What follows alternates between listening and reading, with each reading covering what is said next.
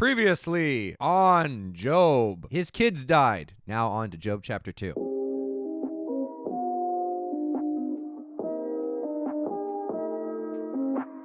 All right, Satan's second test of Job. This is chapter 2. One day, the sons of God came again to present themselves before the Lord, and Satan also came with them to present himself before the Lord. The Lord asked Satan, where have you come from? Satan was like, from roaming the earth. Satan answered him, and walking around on it. You know, same answer as last time.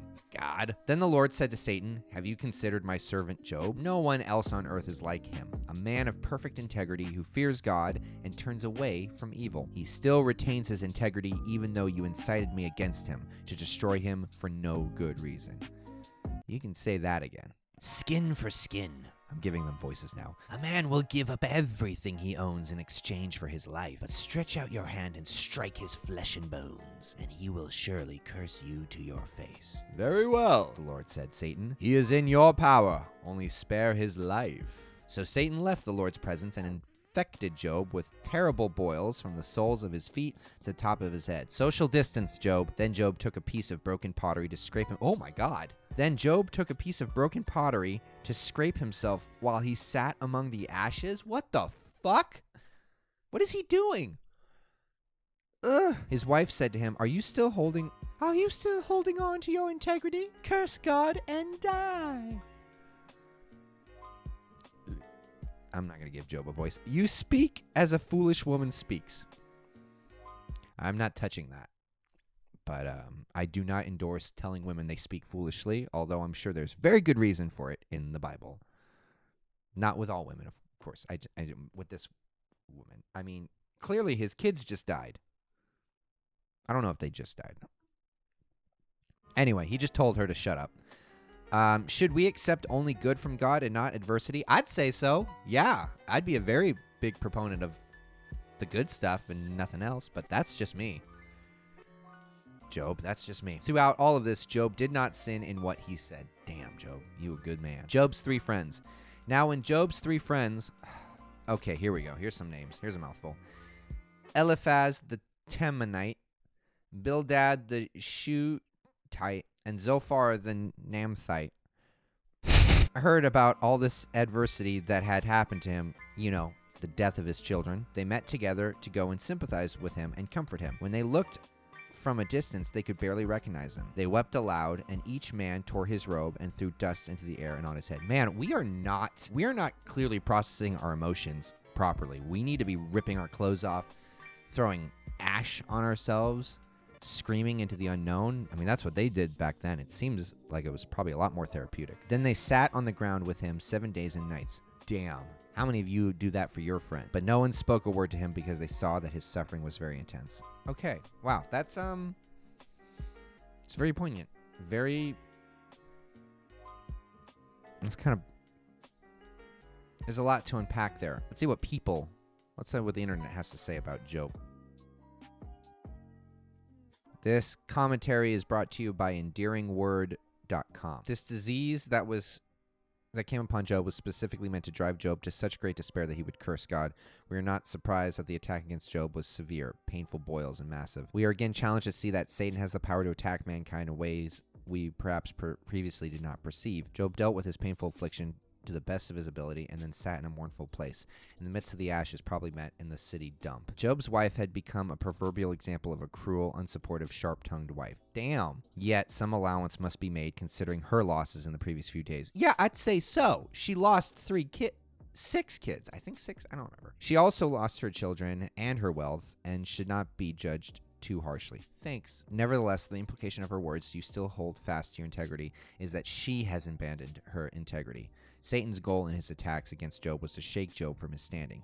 He failed in regard to Job, but he succeeded in regard to Job's wife. Job must have been severely grieved, both at his wife's foolish words and her own shaken faith. He does not call her wicked, merely foolish, that is, lacking in discernment. She thinks God has treated Job badly and deserves a curse. Job finds nothing wrong with what has happened to him. That's a lot. Okay, let's read this and then we're done. Shall we indeed accept good from God, and shall we not accept adversity? Job again shows his wisdom in his reply. He recognized that God does not owe us good. He gives it as a gift that we should accept. Accordingly, if adversity comes to us, and we are wise to see that even in adversity there may be a gift that we should accept.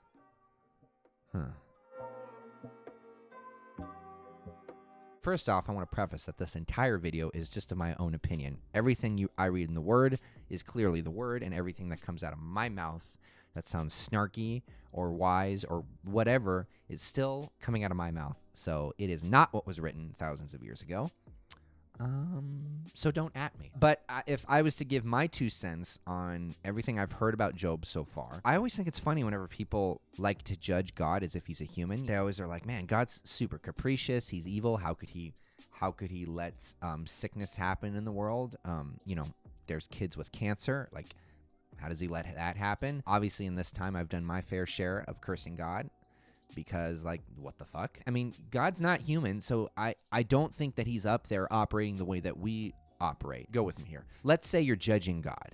You might not be a person of faith, but to judge God, one must acknowledge the idea that there is something that created the universe. If you're someone who acknowledges that there's something that could have possibly created the universe, I think that it's extremely foolish of us to then go ahead and judge that thing that created the universe as if we are judging a normal human being.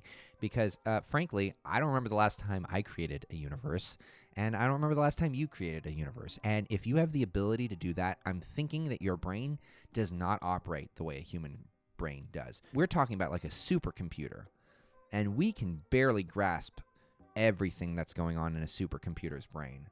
So when I read Job, I have to think of it from the perspective of tiny little thumb drives trying to possibly comprehend what is on the mind of a giant supercomputer. And if you have a thumb drive, you can't fit your entire computer onto that thumb drive. You can only fit like a few files depending on how big it is. And I can imagine that reading the Word and having the Word explained to humans was like a giant computer trying to explain everything to a thumb drive. There's going to be some stuff left behind, or there's going to be some stuff that we look at through our own human perspective. So yeah, if God is literally just a giant human up in heaven who's like, whoa, cancer, that sucks, and he's just letting it happen, yeah, then God's a straight up dick. But I have to believe that we only perceive him as human because that's all we know how to, that's like, we don't understand things scientifically, or we don't understand like the great or beyond. So we put it into terms that we can understand.